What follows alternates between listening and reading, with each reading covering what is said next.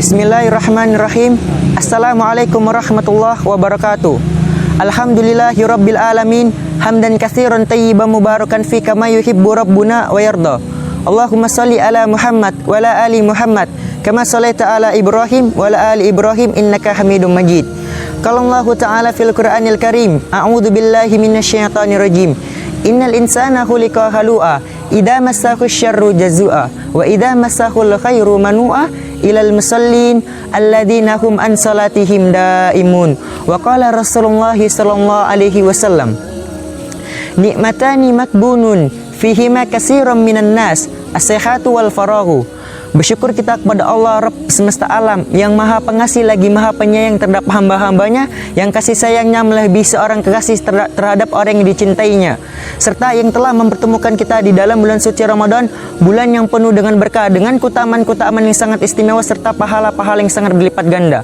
Maka sangat sedih lagi menyedihkan, rugi dan merugi ketika Allah Subhanahu wa taala mempertemukan seorang di dalam bulan suci Ramadan, akan tetapi ia tidak meningkatkan amal ibadahnya. Karena apa? Karena ia telah meninggalkan sebuah kesempatan yang sangat besar. Maka sudah seharusnya ketika Allah mempertemukan kita di dalam bulan suci Ramadan, hendaklah kita meningkatkan amal ibadah kita, memperbanyak bekal-bekal kita di dunia yang fata morgana ini yang satu saat akan binasa. Dan tak lupa sering selawat terhadap Nabi Muhammad sallallahu alaihi wasallam. Mudah-mudahan dengan banyak berselawat terhadap beliau, mencintai sunnah beliau, membela sunnah beliau serta menjalankannya di dalam kehidupan kita hingga kita bertemu Allah Azza wa Jalla.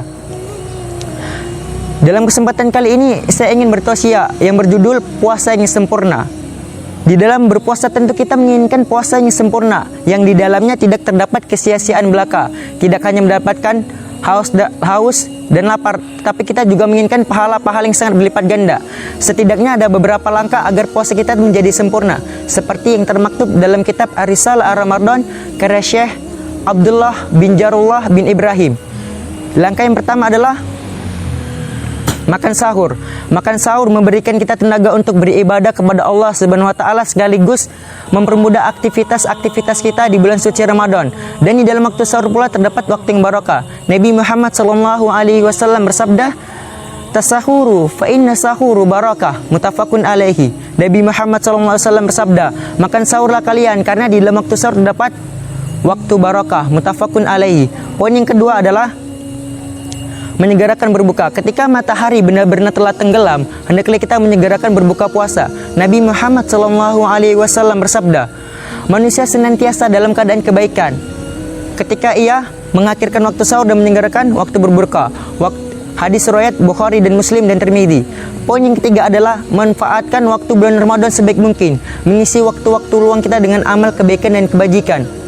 Memperbanyak amal kita di bulan suci Ramadan, mengumpulkan sebaik-baik bekal kita di bulan suci Ramadan, karena ketika kita melakukan segala sesuatu kebaikan di bulan suci Ramadan, Allah akan melipat gandakan kebaikan tersebut.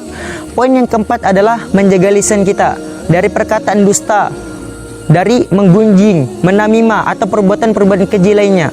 Nabi Muhammad SAW bersabda, barang siapa tidak meninggalkan perkataan atau perbuatan dusta, niscaya Allah tidak butuh terhadap puasanya. Hadis riwayat Bukhari. Artinya apa? Puasa kita akan sia-sia ketika kita berpuasa, akan tetapi kita masih sering menggunjing, kita masih sering berkata dusta, kita masih sering menyayat hati saudara muslim kita.